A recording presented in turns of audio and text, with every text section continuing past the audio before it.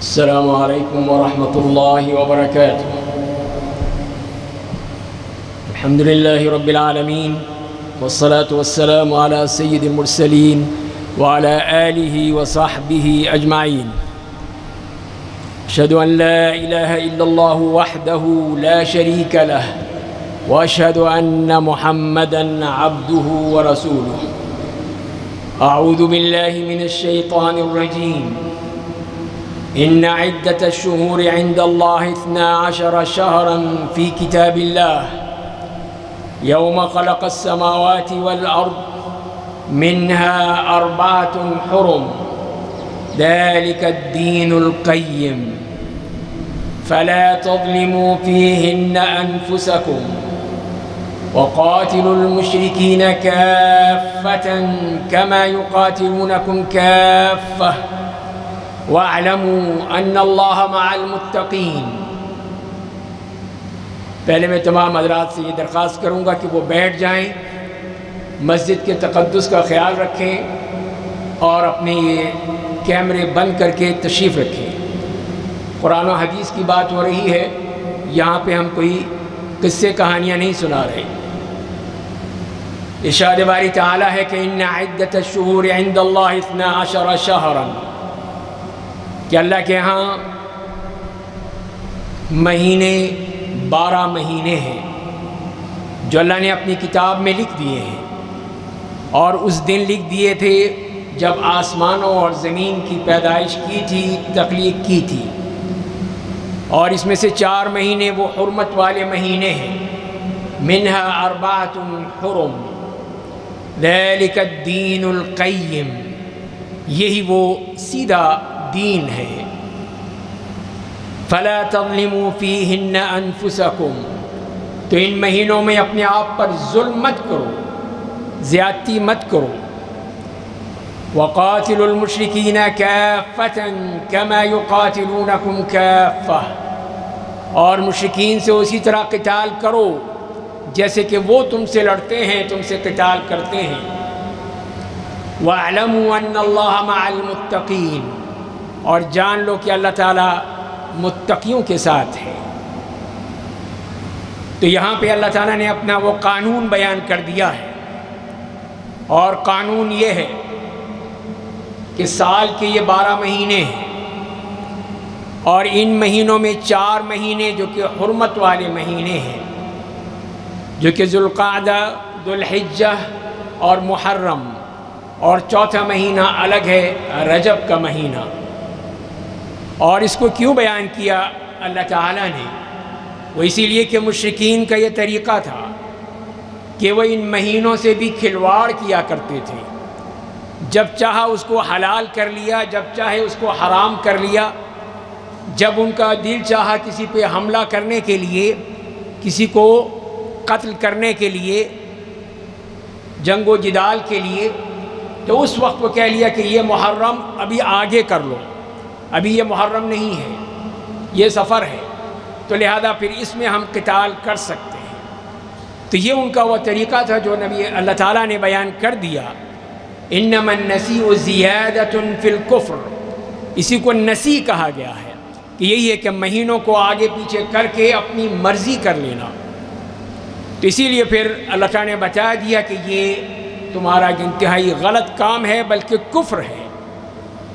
اور اس طرح جو انہوں نے سارا وہ کھیل کیا تھا، مہینوں کو آگے پیچھے کر کے کیلنڈر تباہ کر دیے تھے، تو اللہ تعالیٰ نے پھر نبی کریم صلی اللہ علیہ وسلم کے لیے اتنا بڑا یہ آپ کے لیے یہ تحفہ دے دیا کہ حجۃ الوداع کے موقع پر یہ پورا زمانہ جو ہے وہ گھوم کر پھر وہیں آ گیا جہاں پہ اللہ تعالیٰ نے اس کی پیدائش کی تھی۔ اس طرح یہ 12 مہینوں کی ابتدا جو محرم سے ہوتی ہے، محرم کے اس مبارک مہینے سے، تو یہی مہینہ جو آ رہا ہے، ہم تو ان مہینوں سے ہمیں کوئی سروکار نہیں ہوتا، اس لیے کہ ہم سب تو عادی ہیں اسی انگریزی کیلنڈر کے، عیسوی کیلنڈر کے، جو ہمارا نہیں عیسائیوں کا ہے۔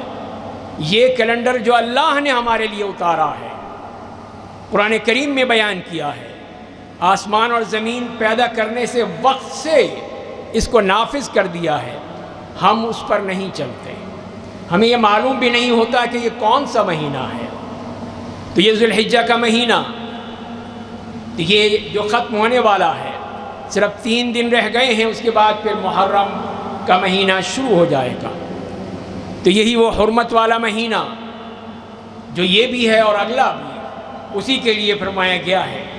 اور جیسے کہ سیدنا علی بن ابی طالب رضی اللہ تعالیٰ عنہ فرماتے ہیں کہ ارتحلت الدنیا مدبرتاً، کہ دنیا تو چھوڑ کے جا رہی ہے، وارتحلت الآخرۃ مقبلتاً، اور آخرت جو ہے وہ ہماری طرف آ رہی ہے، یعنی کہ 1 سال کم ہوتا جا رہا ہے اور ہم آخرت سے قریب ہوتے چلے جا رہے ہیں۔ پھر فرماتے ہیں کہ ہر دنیا اور آخرت دونوں کی اولاد ہے ان کی، تو تم آخرت کی اولاد بن جاؤ، دنیا کے اولاد مت بنو، اس لیے کہ آج عمل ہے اور کل حساب ہے، اور آج جو ہم حساب کر رہے ہیں اور عمل کر رہے ہیں، کل حساب ہوگا، عمل نہیں ہوگا۔ تو یہ ہے انتہائی زرعی الفاظ سیدنا علی بن ابی طالب رضی اللہ تعالیٰ عنہ کے، یہی سمجھنے کے لیے، یہی بتانے کے لیے کہ یہ دن، یہ رات، یہ ہفتے، یہ مہینے، یہ سال گزرتے چلے جاتے ہیں اور ہماری زندگی میں سے کم ہوتے چلے جاتے ہیں۔ ہم تو سالگرہ منا کے خوش ہو رہے ہوتے ہیں، حتیٰ کہ مرنے والوں کی بھی سالگرہ منا رہے ہیں۔ تو یہ سوچتے نہیں ہیں کہ یہ سالگرہ نہیں، یہ تو رونے کا مقام ہے کہ ہماری زندگی میں سے 1 سال کم ہو گیا، ہم آخرت سے قریب آ گئے، موت سے قریب آ گئے۔ موت کے لیے اللہ نے جو ہمارا وقت مقرر کر رکھا ہے، وہ وقت قریب آ چکا ہے، تو لہذا اگر ہم نے اس کے لیے تیاری نہیں کی تو اب بھی کر لیں۔ اب بھی ہمارے سانس کی ڈوری چل رہی ہے، اب بھی ہم سانس لے رہے ہیں۔ جس دن یہ ڈوری کٹ جائے گی، جس دن یہ سانس بند ہو جائے گا، جس دن یہ دل رک جائے گا، اس دن آپ کچھ نہیں کر سکیں گے، اس کے بعد سب کچھ ختم ہو چکا ہوگا۔ تو یہی ہے کہ ان ایام سے ہمیں یہ عبرت حاصل کرنی ہے کہ 1 سال یہ ختم ہو رہا ہے 1445 ہجری، اور اس کے بعد پھر 1446 ہجری آ رہا ہے۔ تو یہ ہجرت کے لحاظ سے جو یہ بیان کیے گئے ہیں، تو یہی وہ ہمارا کیلنڈر ہے جو ہمیں اللہ نے دیا، نبی کریم صلی اللہ علیہ وسلم نے دیا، اسی کے مطابق ہمارے سارے اعمال چلتے ہیں۔ رمضان کا مہینہ اسی کے مطابق چلتا ہے، حج کا مہینہ اسی کے مطابق چلتا ہے، باقی جتنے بھی اعمال ہوتے ہیں، کہیں کسی خاتون کی عدت ہے یا اور کوئی چیز ہے تو وہ بھی اسی کیلنڈر کے حساب سے دیکھی جائے گی، وہ جنوری فروری سے نہیں دیکھی جائے گی۔ تو یہ ہے وہ ہماری جو زندگی سے تعلق رکھتا ہے، لیکن پھر بھی ہم اسی کو لے کر چلتے ہیں، اسی کو سمجھتے ہیں کہ وہی ہمارے لیے سب کچھ ہے۔ تو اس کے کئی پہلو ہیں جو ہمیں سمجھنا چاہیے۔ پہلا پہلو تو یہ ہے کہ اس مہینے میں، اس محرم کے مبارک مہینے میں ہمیں بھی روزہ رکھنے کا حکم دیا گیا ہے، اور نبی کریم صلی اللہ علیہ وسلم نے یہی فرمایا ہے کہ افضل الصیام بعد رمضان شہر اللہ المحرم، کہ رمضان کے بعد سب سے افضل روزے محرم کے روزے ہیں، ان روزوں کو رکھنے کی تاکید کی گئی ہے۔ تو لہذا پھر آدمی یہی کوشش کر لے کہ اسی رمضان کے مہینے میں کے بعد اب جو یہ مہینہ ملا ہے، اس محرم کے مہینے میں بھی روزے رکھ لیں، اور پھر اس کی فضیلت جو یہ عاشوراء کے عاشوراء کے روزے ہیں، اور وہ ہے 10 محرم۔ تو اسی کے لیے آپ نے فرمایا ہے وَصِيَامُ يَوْمِ عَاشُورَا إِنِّي أَحْتَسِبُ عَلَى اللَّهِ أَن يُكَفِّرَ السَّنَةَ الَّتِي قَبْلَهُ، کہ عاشوراء کا یہ روزہ میں اللہ تعالیٰ سے یہی امید رکھتا ہوں کہ پچھلے سال کے سارے گناہوں کو معاف کر دے گا۔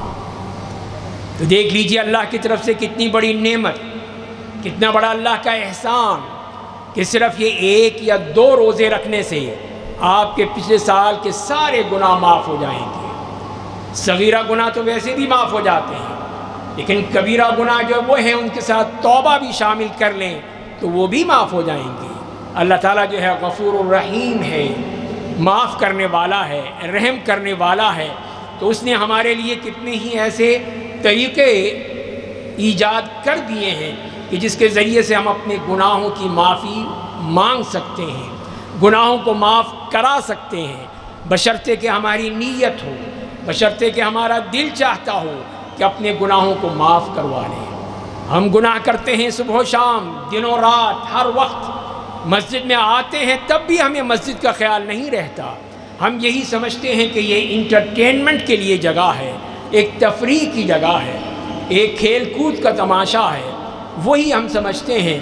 تو بتائیے یہی گناہ نہیں تو اور کیا ہوگا کہ ایک مسجد کو بھی آپ نے پامال کر دیا، مسجد کی بھی تقدس کو آپ نے برباد کر دیا۔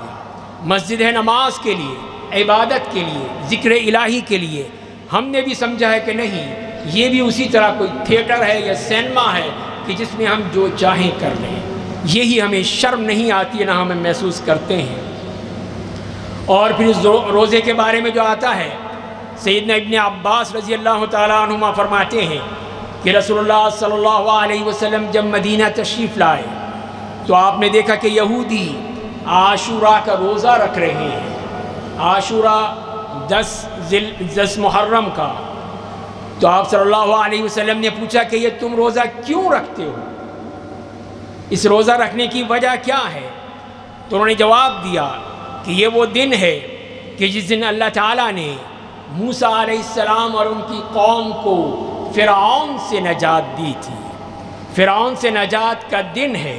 اس دن فرعون کے ظلم و ستم سے، اس کے استبداد سے موسیٰ علیہ السلام اور ان کی قوم بنی اسرائیل کو اللہ تعالیٰ نے نجات دے دی۔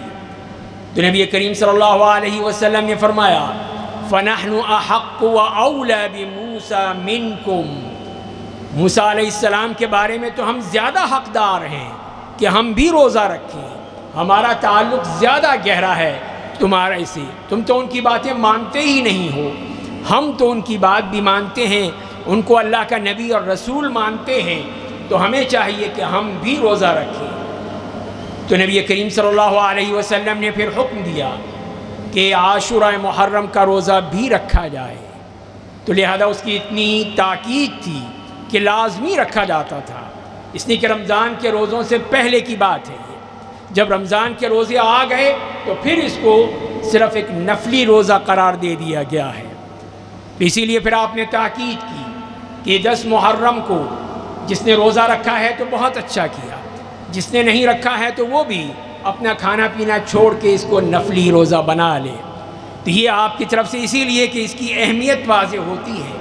اور اس کے بعد جب آپ کا طریقہ تھا کہ آپ یہود و نصارہ کی مخالفت کیا کرتے تھے، ان کی موافقت نہیں جیسے ہم کرتے ہیں، ہر کام میں انہی کی تقلید کرنا چاہتے ہیں، ہر کام میں انہی کے پیچھے چلنا چاہتے ہیں، ہر کام جو الٹا ہو یا سیدھا ہو ہم انہی کی تقلید کریں گے، جبکہ نبی کریم صلی اللہ علیہ وسلم نے ہمیں منع کیا ہے کہ تم یہود و نصارہ کے طریقے پہ مت چلنا، ان کی باتوں کو مت اپنانا۔ لیکن ہوگا یہی کہ جیسے آپ نے فرمایا کہ وَلَوْ دَخَلُوا جُحْرَ ضَبٍّ لَدَخَلْتُمُوهُ، اگر وہ کسی گوہ کے بل میں گھسیں گے تو تم بھی اس میں گھس جاؤ گے، بغیر دیکھے ہوئے، بغیر سوچے سمجھے، صرف ان کی نقل کرنے کے لیے۔ جیسے ہم آج کل کے نوجوانوں کو دیکھتے ہیں، خواتین کو دیکھتے ہیں کہ ان کے ہاں صرف اور صرف ان کی تقلید ہے، ان کے پیچھے چلنا ہے۔ نبی کریم صلی اللہ علیہ وسلم نے یہی فرما دیا کہ وہ 10 کا روزہ رکھتے ہیں تو تم ایک روزہ اور ملا لو تاکہ ان کی مخالفت ہو جائے۔ اس کام میں بھی آپ نے ان کی مخالفت کا حکم دیا کہ یا تو اس سے 9 محرم کا روزہ رکھ لو یا پھر 11 محرم کا روزہ رکھ لو، تاکہ یہ ہے کہ ان کی مخالفت ہو جائے۔ تو یہ ہے وہ نبی کریم صلی اللہ علیہ وسلم کا طریقہ کہ آپ نے اس طرح ہمیں عاشوراء محرم کا روزہ رکھنے کی تاکید فرمائی۔ اور تیسری بات یہ ہے کہ یہ وہ دن ہے جب کہ حق کو باطل پر فتح ہوئی، کہ جیسے کہ ابھی ہم نے بات کی کہ اللہ تعالیٰ نے موسیٰ علیہ السلام ان کو نجات دے دی فرعون کے ظلم و ستم سے، تو اس میں حق غالب آ گیا، باطل ختم ہو گیا، باطل ملیا میٹ ہو گیا، وہ دریا میں غرق ہو گیا، وہ اور اس کی فوجیں، سب کچھ ختم ہو گیا۔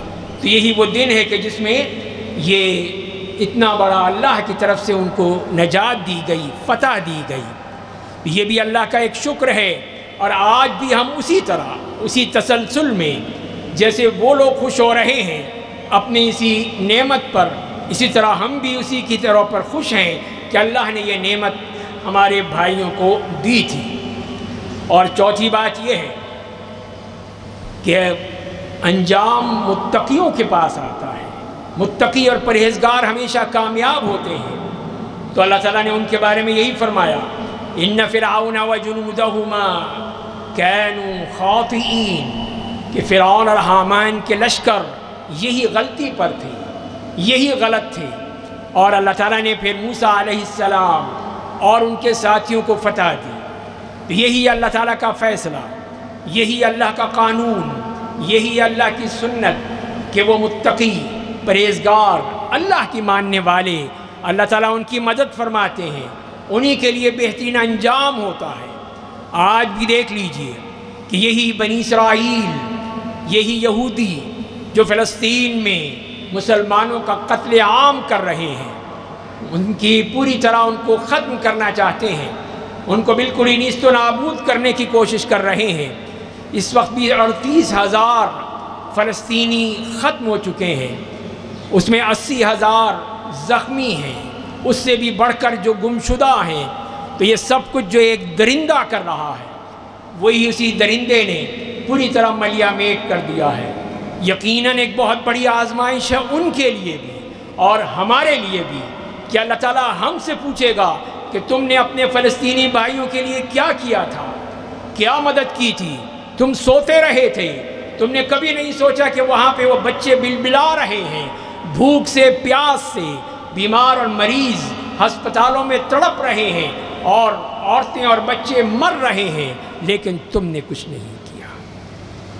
قیامت کے دن یہی لوگ اللہ کے سامنے کھڑے ہوں گے اور ایک ایک سے پوچھا جائے گا کہ تم نے کیا کیا۔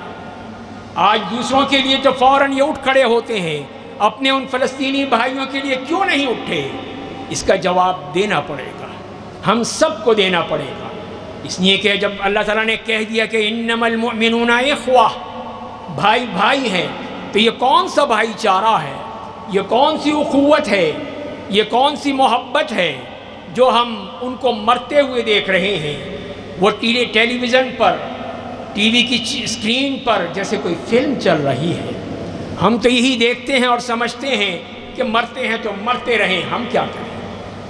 یہی کتنی افسوسناک ہماری حالت ہے، ہمارے حکمرانوں کی بھی، ہمارے ارکان اسمبلی کی بھی، سب کی جو صرف بیانات پر ہی اکتفا کرتے ہیں، بیانات پہ بیانات داغتے رہتے ہیں، لیکن کیا اللہ تعالیٰ ان کو معاف کر دے گا؟ ان کی معافی نہیں ہو سکتی، اس لیے کہ یہ اپنے بھائیوں کے بارے میں کچھ نہیں کر رہے ہیں۔ تو یہی وہ چیز ہے کہ اللہ کا وعدہ سچا ہے کہ ان العاقبۃ للمتقین، کہ انجام انہی کے لیے ہوگا، اللہ تعالیٰ ان کو نصرت دے گا، فتح دے گا، اور وہی لوگ پھر کامیابی اور کامرانی کی منزل دیکھیں گے۔ یہی اللہ تعالیٰ نے ان کے لیے مقدر کر دیا ہے۔ آزمائش تو ہماری ہے، وہ تو کامیاب ہو جائیں گے، اپنی جانیں بھی قربان کر چکے ہیں، اپنا مال بھی قربان کر چکے ہیں، اپنی زمین بھی ان کے پاس وہ اس پہ قبضہ کیے جا رہا ہے، لیکن ہم نے کیا کیا ہے؟ یہی چیز ہمیں اللہ کے سامنے پہنچانی پڑے گی۔ اور اسی لیے پھر ہم تو اللہ سے یہی دعا بھی کرتے ہیں، توقع بھی رکھتے ہیں کہ اللہ تعالیٰ یقیناً اتنی قربانیوں کے بعد ان کو فتح دے گا، اور پھر یہی جھنڈا لہرائے گا جو کہ اسلام کا جھنڈا ہوگا۔ اس کے بعد ایک اور چیز جس کی طرف ہم سب دیکھتے ہیں محرم کے اسی مہینے میں، کہ اس میں بھی ایک انتہائی المناک واقعہ پیش آیا تھا، جو ہماری تاریخ اسلامی میں ایک خون آلود باب ہے، کہ جس میں سیدنا حسین ابن علی رضی اللہ تعالیٰ عنہ کی شہادت ہوئی تھی، اور ان کو کس طرح وہاں پہ شہید کر دیا گیا۔ تو اس معاملے میں ظاہر ہے کہ ہمارا دل دکھی ہوتا ہے، دل میں دکھ ہوتا ہے، رنج ہوتا ہے، غم ہوتا ہے کہ نبی کریم صلی اللہ علیہ وسلم کا نواسا وہ اس طرح وہاں پہ شہید کر دیا گیا۔ لیکن ہمارے لیے کیا کہا گیا؟ ہمارے لیے اللہ تعالیٰ نے یہی فرمایا کہ الذین اذا اصابتهم مصیبہ قالوا انا للہ وانا الیہ راجعون اولئک علیہم صلوات من ربہم ورحمہ واولئک هم المہتدون۔ فرمایا کہ وہ لوگ جن کے اوپر کوئی مصیبت آتی ہے تو وہ یہی کہتے ہیں کہ ہم اللہ کے ہیں اور ہم نے اللہ ہی کی طرف واپس لوٹ کر جانا ہے۔ یہ ہمیں حکم دیا گیا کسی بھی مصیبت میں، کسی بھی مشکل میں، کسی بھی پریشانی میں اس وقت ہم یہ کلمات کہیں کہ انا للہ و انا الیہ راجعون۔ تو فرمائیں کہ انہی کے لیے کیا ہے؟ اولئک علیہم صلوات من ربہم ورحمۃ واولئک هم المہتدون، کہ وہی لوگ ہیں جن کے لیے اللہ تعالیٰ کی طرف سے رحمتیں ہیں، مہربانیاں ہیں، نوازشیں ہیں اور وہی ہدایت یافتہ ہیں۔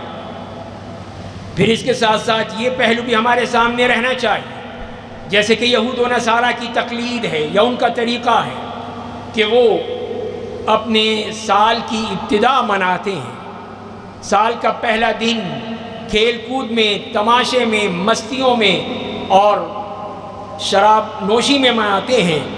تو ہمارے لیے یہ نہیں ہے کہ ہم یہ کام کریں، بلکہ اس میں کسی قسم کا ہمارے لیے نہیں ہے سوائے احتساب کے، کہ وہ احتساب کرنا ہے کہ ایک سال گزر چکا، ہماری زندگیوں سے ایک سال نکل گیا، نیا سال آ رہا ہے، تو ہم نے اس کے لیے کیا تیاری کی؟ پچھلے سال جو ہم نے کیا تھا وہ کیا دوبارہ دہرائیں گے؟ پھر اسی طرح گناہ کرتے رہیں گے، پھر اسی طرح اللہ تعالیٰ کو ناراض کریں گے؟ یہی ہے اللہ کی ناراضگی، یہی ہے کہ ہمارے لیے مہنگائی ہے، طرح طرح کی مشکلات ہیں، پریشانیاں ہیں، بڑھتی چلی جا رہی ہیں۔ یہ سب کیا ہے؟ یہ سب ہمارے گناہوں کا ہی مداوا ہے، گناہوں کا ہی انجام ہے، اسی کی وجہ ہی سے ہم اس طرح ان گناہوں میں پھنسے ہوئے ہیں۔ تو لہذا پھر ہم نے اس میں اپنا احتساب کرنا ہے، یہی دیکھنا ہے کہ کتنے ہی لوگ جو اس سال ہمارے ساتھ تھے آج نہیں ہیں، آج وہ اللہ کے حضور جا چکے ہیں، وہ اس دنیا سے رخصت ہو چکے ہیں، لیکن ہم نے اس پر غور نہیں کیا۔ ہم نے ہی غور کرنا ہے کہ کس طرح ہم اپنے اللہ کو راضی کریں گے۔ ہماری زندگی تیزی سے گزرتی چلی جا رہی ہے، وہی جیسے میں نے عرض کیا کہ سیدنا علی رضی اللہ تعالی عنہ نے جو کہا تھا کہ دنیا کے دن جا رہے ہیں، تیزی سے گزرتے چلے جا رہے ہیں، اور آخرت کے دن آ رہے ہیں اور وہ قریب آتی چلی جا رہی ہے، تو تم آخرت کی اولاد بنو، آخرت والے بنو، دنیا والے نہیں۔ آخرت کی اولاد بنو گے تبھی کامیاب ہوگے، آخرت والے بنو گے، اس کی تیاری کرنے والے بنو گے تو کامیاب ہوگے، لیکن دنیا والے بنو گے تو کامیاب نہیں ہوگے۔ دنیا کے پیچھے جتنا ہی بھاگو گے، جتنا ہی اس کے پیچھے دوڑو گے، وہی دنیا تم سے اور دور چلتی چلی جائے گی۔ لہذا ہمارا پھر یہی ہمارے لیے کہا گیا ہے کہ اس کے ذریعے سے ہم نے اپنے اللہ کو راضی کرنا ہے، اپنے رب کو راضی کرنا ہے۔ یہ نہیں ہے کہ ہم صرف دنیا ہی کو لے کر اپنے آپ کو راضی کرتے رہیں، اپنے نفس کو ہی راضی کرتے رہیں۔ یہی ہمارے لیے احتساب کا موقع ہے کہ ہم اس موقع پہ احتساب کر کے اپنے آپ کو اللہ کے سامنے سرخرو ہو سکیں، سرخرو کر سکیں۔ یہی سب سے بڑی ہمارے لیے ایک ضرورت ہے کہ ہم اس کا خیال رکھیں کہ کیا ہم نے کرنا ہے۔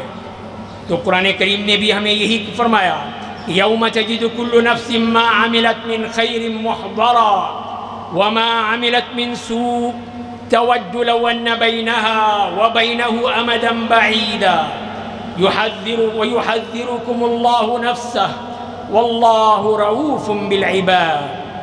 کہ ایک وہ دن آئے گا جب کہ ہر جان، ہر نفس، ہر انسان جو کچھ بھی اس نے کیا ہوگا سب اپنے سامنے دیکھے گا، اپنے سامنے پائے گا، اس کو اس کا صحیفہ اس کے سامنے ہوگا، اور وہ اس کے ذریعے سے اس کو صحیح طور پہ دیکھ لے گا کہ اس نے کیا کیا تھا، دنیا میں کیا کمایا تھا، کیا لیا تھا سب کچھ اس کو سامنے نظر آ جائے گا۔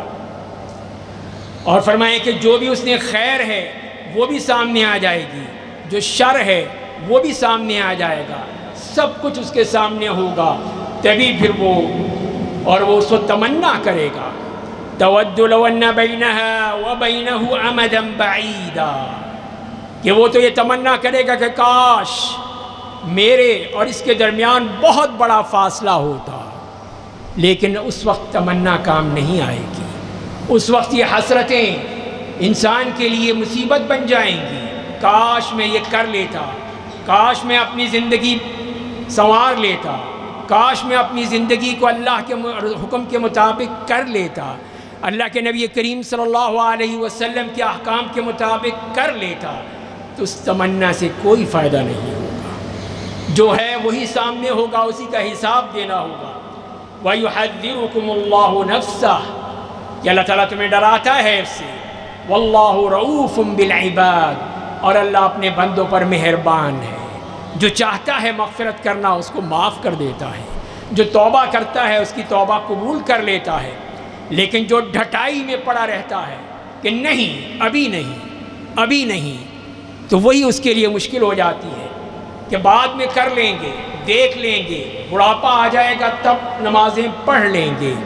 تو کیا پتہ بڑھاپا بھی آ جائے لیکن آپ کو توفیق نہ ہو، آپ کو توفیق نہ ہو کہ آپ نے دین کا کچھ کرنا ہے کہ نہیں کرنا، اللہ اور اس کے رسول کے احکام پہ عمل کرنا ہے یا نہیں کرنا، یہ آپ کو توفیق ہوگی تو آپ کریں گے، اگر توفیق نہ ہوئی تو اب کیا کر لیں گے۔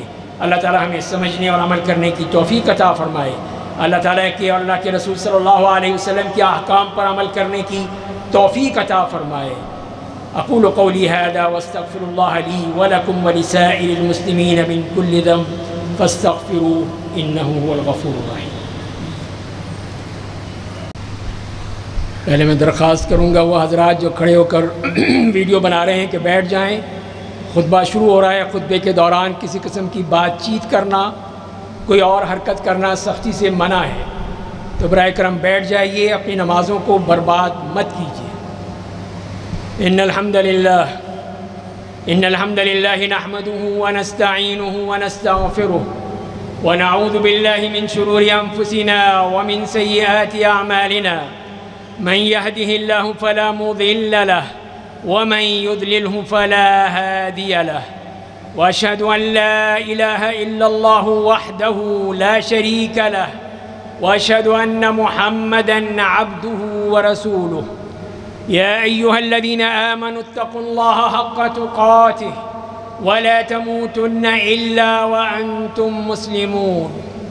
يا أيها الناس اتقوا ربكم الذي خلقكم من نفس واحدة وخلق منها زوجها وبث منهما رجالا كثيرا ونساء، واتقوا الله الذي تساءلون به والأرحام إن الله كان عليكم رقيبا۔ يا أيها الذين آمنوا اتقوا الله وقولوا قولا سديدا يصلح لكم أعمالكم ويغفر لكم ذنوبكم، ومن يطع الله ورسوله فقد فاز فوزا عظيما۔ أما بعد فإن خير الحديث كتاب الله، وخير الهدي هدي محمد صلى الله عليه وسلم، وشر الأمور محدثاتها، وكل محدثة بدعة، وكل بدعة ضلالة، وكل ضلالة في النار۔ عباد الله، إن تعاقب الليالي والأيام والشهور والأعوام جعلها الله عز وجل خزائن للأعمال ومراحل للآجال، وهذا السير الحثيث يباعد عن الدنيا ويقرب الآخرة، ويباعد من دار العمل ويقرب من دار الجزاء، وكثير من الناس عن ذلك غافلون۔ قال سيدنا علي بن أبي طالب رضي الله عنه: ارتحلت الدنيا مدبرة وارتحلت الآخرة مقبلة، ولكل واحدة منها بنون، فكونوا من أبناء الآخرة ولا تكونوا من أبناء الدنيا، فإن اليوم عمل ولا حساب، وغدا حساب ولا عمل. وإننا سوف نودع عاما هجريا ونستقبل عاما آخر، وإن دخول عام هجري جديد يبث في الأشجان خواطر عديدة، ويسترجع من الذاكرة أحداثا كثيرة مرت على هذه الأمة. فلنقف وقفة، بل وقفات، نتأمل مع وداعنا لعام الهجري واستقبالنا لعام آخر، لعلنا نؤمن ساعة. الوقفة الأولى في فضل شهر الله المحرم. فعن أبي هريرة رضي الله عنه أن رسول الله صلى الله عليه وسلم قال: أفضل الصيام بعد رمضان شهر الله المحرم. فحري بنا أن نبدأ عامنا بصيام بضعة أيام من هذا الشهر المبارك الذي سيحل علينا لعظم ثوابه عند الله، فهو في الفضل يأتي في الدرجة الثانية بعد شهر رمضان.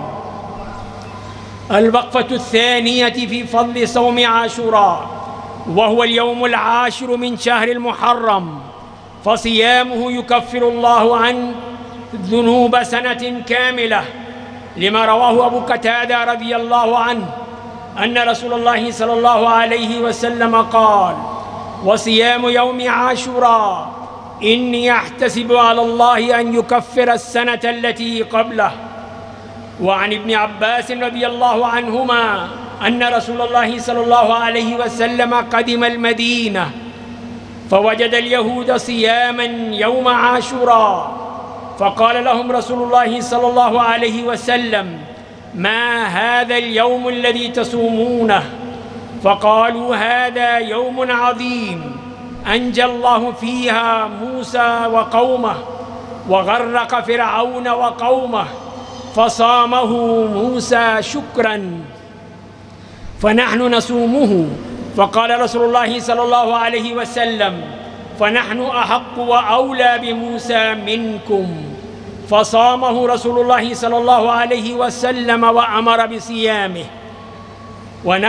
ولحرص رسول الله صلى الله عليه وسلم على مخالفة اليهود والنصارى في كل أمر من أمور الحياة، أمر بصيام يوم إضافي قبل عاشوراء أو بعده. فقد روى ابن عباس رضي الله عنهما أن رسول الله صلى الله عليه وسلم قال: صوموا يوم عاشوراء وخالفوا فيها اليهود، وصوموا قبله يوما أو بعده يوما. فهذا هو الانتصار الحق على الباطل. إن صيامنا ليوم عاشوراء إنه تعبير عن شكر وفرح لنجاة موسى عليه الصلاة والسلام في نفس اليوم من طاغية زمانه فرعون. فتأملوا أيها الإخوة إلى عمق رابطة الإخوة الإيمانية بين المؤمنين، كيف امتدت جذورها لتخرق آلاف السنين، لنشارك موسى عليه الصلاة والسلام فرحته بانتصار الحق على الباطل. فصيامنا ليوم عاشوراء هو مشاركة وجدانية لموسى عليه السلام وقومه من ظلم طاغية متجبر كما جاء في الحديث السابق. والوقفة الرابعة العاقبة للمتقين. إن تكرار فرح المؤمن كل عام بنجاة موسى عليه السلام من فرعون ذلك الزمن الذي حارب الدين وأهله حتى خسف الله به فأهلكه هو وجنوده في البحر، إنما يكون لعبرة لغيرهم، كما قال تعالى: إن فرعون وهامان وجنودهما كانوا خاطئين. إن سر تكرار قصة موسى وفرعون في القرآن الكريم حتى فاقت جميع القصص، لعله تسلية لدعاة الإسلام في كل مكان وزمان، بأن يصبروا على ما يصيبهم من أذى وما يحاك لهم من مؤامرات دولية، وليعلموا أن الباطل مهما انتفش فإن أمره إلى زوال، وإن العاقبة للمتقين. وكيف نعبر عن ذلك؟ إن شكر المؤمن لله عز وجل عند فرحته يتمثل بالتقرب إلى الله بالمزيد من الطاعات من ذكر وحمد وشكر وصيام وإنفاق مال في وجوه الخير للفقراء والمحتاجين، وليس كما يفعل بعض الناس في إقامة الاحتفالات الصاخبة مع فيها من تبذير واستنزاف للأموال الطائلة وتزمير وتصفيق وإزعاج. عندما فتح رسول الله صلى الله عليه وسلم مكة المكرمة دخلها وهو مطأطئ رأسه متواضعا لله، شاكرا له على هذا النصر والتمكين، مستذكرا خروجه من مكة فارا بدينه، واليوم يدخلها فاتحا منتصرا معززا. فكان تواضعه لله أن كادت لحيته أن تلمس سنام ناقته صلى الله عليه وسلم. فنحن معشر الإخوة نصوم يوم عاشوراء تكبيرا لشكرنا على انتصار الحق على الباطل، وهو أدب رباني يؤدبنا فيه على كيفية التعبير على الفرح والسرور في حياتنا الاجتماعية. والوقفة السادسة وهو مصاب أليم في اليوم 10 من المحرم من يوم عاشوراء من عام 61 هجرية، حلت بالمسلمين فاجعة كبرى هي مقتل سيد شباب الجنة الحسين بن علي رضي الله عنهما ابن بنت رسول الله صلى الله عليه وسلم. فهي مصيبة على المسلمين جميعا، ولكن لا نقول فيها إلا ما يرضي الله عنا، فلا نشك فيه جيوبنا ولا نسود ثيابنا ولا نضرب بالأيدي صدورنا ولا بالسلاسل ظهورنا، وإنما نقول كما قال الله تعالى: الذين إذا أصابتهم مصيبة قالوا إنا لله وإنا إليه راجعون أولئك عليهم صلوات من ربهم ورحمة وأولئك هم المهتدون. أقول قولي هذا واستغفر الله لي ولكم ولسائر المسلمين من كل ذنب فاستغفروه إنه هو الغفور الرحيم. إن الحمد لله نحمده ونستعينه ونستغفره ونعوذ بالله من شرور أنفسنا ومن سيئات أعمالنا، من يهده الله فلا مضل له ومن يضلله فلا هادي له، وأشهد أن لا إله إلا الله وحده لا شريك له، وأشهد أن محمدًا عبده ورسوله. عباد الله، إن الله قد أمركم بأمر بدأ فيه بنفسه وثنى بالملائكة وثلث بكم فقال: إن الله وملائكته يصلون على النبي يا أيها الذين آمنوا صلوا عليه وسلموا تسليما. اللهم صل على محمد وعلى آل محمد كما صليت على إبراهيم وعلى آل إبراهيم إنك حميد مجيد. اللهم بارك على محمد وعلى آل محمد كما باركت على إبراهيم وعلى آل إبراهيم إنك حميد مجيد. وارض اللهم عن الخلفاء الأربعة أبي بكر وعمر وعثمان وعلي، وعن سائر أصحاب نبيك أجمعين، وعن التابعين ومن تبعهم بإحسان إلى يوم الدين، وعنا معهم بعفوك وكرمك وإحسانك يا أرحم الراحمين.